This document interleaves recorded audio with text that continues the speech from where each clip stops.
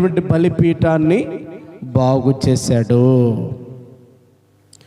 బలిపీఠం అనగా మన హృదయం, బలిపీఠం అనగా మన యొక్క గమనించండి బ్రతుకు, బలిపీఠం అనగా మన జీవితం, బలిపీఠం అనగా మనము చూడండి కోల్పోయినటువంటి స్థితి, కోల్పోయిన ప్రార్థన, కోల్పోయిన నీతి, కోల్పోయిన భక్తి, కోల్పోయిన విశ్వాసం, కోల్పోయిన నమ్మకం, కోల్పోయిన దేవుని కృప ఏం చేయాలంటే మరలా నిలబెట్టుకోవాలి. దేవునికి స్తోత్రం కలుగునుగాక.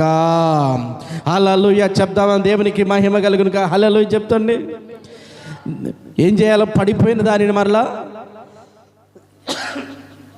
బాగు చేసుకోవాలి. ఏలియా చేసిన పని అదే. అతడు క్రింద పడద్రోయబడి ఉన్న యెహోవా బలిపీఠమును బాగు చేశాడు.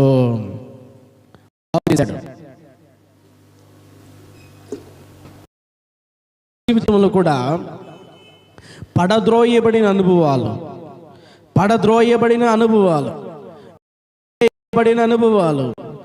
తృణీకరించబడిన అనుభవాలు, చూడండి ఎగతాళి చేయబడిన అనుభవాలు మనం తీసేసుకున్నట్లయితే దేవుడు ఏలియా జీవితంలో ఎలాంటి కార్యం చేశాడో మన జీవితంలో కూడా దేవుడు కార్యములను చేస్తాడు. దేవునికే మహిమ కలుగునుగాక. కాబట్టి ఏలియా చేసిన పని, అతడు ఏం చేశాడంటే పడద్రోయబడి ఉన్న బలిపీఠాన్ని బాగు చేశాడు. బలిపీఠం అంటే గమనించండి, మన ప్రార్థన అనుకుందాం, బలిపీఠం అంటే మన జీవితం అనుకుందాం, బలిపీఠం అంటే మన విశ్వాసం అనుకుందాం, బలిపీఠం అంటే మన సాక్ష్యం అనుకుందాం, బలిపీఠం అంటే దేవునికి రావాల్సిన మహిమ అనుకుందాం, బలిపీఠం అంటే దేవునితో బ్రతుకుతున్న బ్రతుకు అనుకుందాం, బలిపీఠం అంటే గమనించండి దేవుడి నడిచే నడక అనుకుందాం, బలిపీఠం అంటే వాక్యం అనుకుందాం, బలిపీఠం అంటే ఇంకా ఎన్నెన్నో దేవుని కొరకు మనం చేసే కార్యాలు అనుకుందాం. దేవునికి స్తోత్రం. ఏదైతే పడిపోయిందో దాన్ని మనం నిలబెట్టాలి. పడిపోయిన దానిని ఏం చేయాలంట? నిలబెట్టాలి.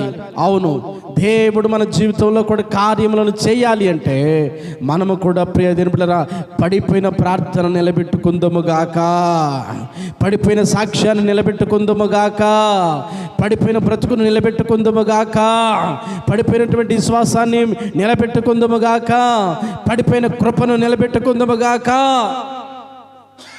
గమనించండి, పడిపోయినటువంటి బ్రతుకును నిలబెట్టుకుంటే ఏలియా ఎట్లయితే ప్రార్థన చేయగానే గొప్ప కార్యములు జరిగాయో అలాంటి కార్యాలు మన జీవితంలో జరుగుతాయి. కాబట్టి ఏలియా చేసిన పని పడిపోయినటువంటి